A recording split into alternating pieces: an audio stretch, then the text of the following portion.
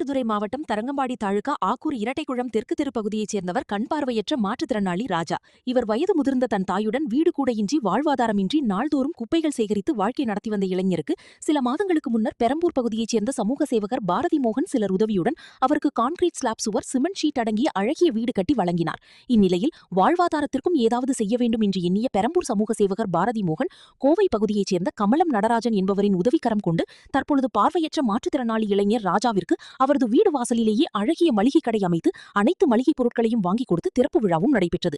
பாதுகாப்பான ஸ்டீல் அழகிய கடையாக வடிவமைப்பு, அனைத்து மளிகை பொருட்களையும் இலவசமாக வாங்கி கொடுத்து அந்த இளைஞருக்கு வாழ்வாதாரம் ஈட்ட வழிவகை செய்துள்ளனர்.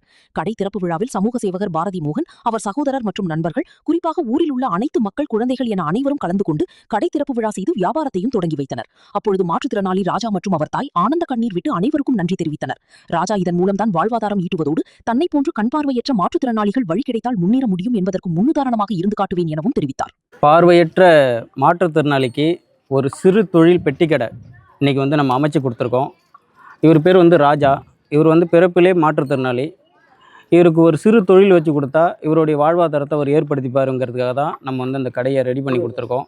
அது யார் உதவி பண்ணியிருக்காங்க அப்படின்னு பார்த்தீங்கன்னா, கோயம்புத்தூர் மாவட்டம் சூலூரை சேர்ந்த கமலம் நடராஜன் அப்படின்னு சொல்லிட்டு அவங்க 1 லட்சம் ரூபா செலவு பண்ணி அவங்க அந்த கடையை ரெடி பண்ணி கொடுத்துருக்காங்க. இதுபோல் மாற்றுத்திறனாளிகளுக்கு நம்ம செஞ்சு கொடுக்குற ஒவ்வொரு விஷயமும் அவங்க அது அந்த தொழிலை மேற்படுத்தி இன்னும் அவங்க தொழிலில் வெற்றி அடைஞ்சு அவங்க நல்லா இருக்கணும் அப்படிங்கிறது தான் ஒவ்வொருத்தவங்களுக்கும் நம்ம வாழ்வாதாரத்தை ஏற்படுத்தி கொடுத்துட்டு வரோம். பார்த்திங்கன்னா வீடு இல்லாதவங்களுக்கு வீடு கட்டி கொடுக்குறோம். இந்த மாதிரி மாற்றுத்திறனாளி, ஏன்னா இவர் பார்வையற்றங்கிறதுக்காக தான் நம்ம அவருக்கு அந்த கடையை வச்சு கொடுத்துருக்கோம். ஏன்னா இவருக்கு வேலைக்கு போக முடியாது.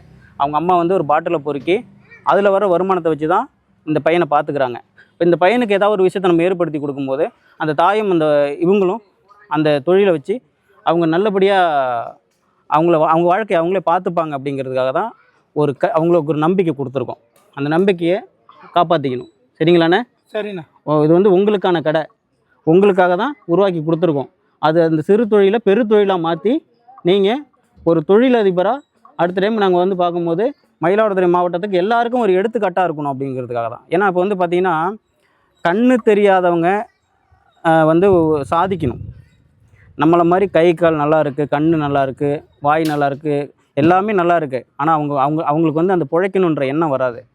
அவங்களுக்கெல்லாம் இவங்கெல்லாம் ஒரு எடுத்துக்காட்டாக இருக்கணுங்கிறதுக்காக தான் இந்த விஷயத்தை உருவாக்கி கொடுத்துருக்கோம். மயிலாடுதுறை மாவட்டம் சமூக எஸ் பாரதி மோகன் அறக்கட்டளை தொடர்ந்து இதுபோல் உள்ளவங்களுக்கெல்லாம் நல்லது செய்கிறதுக்கு எல்லாருமே ஆதரவு கொடுக்குன்னு சொல்லி நான் போட கேட்டுக்கு நன்றி, வணக்கம்.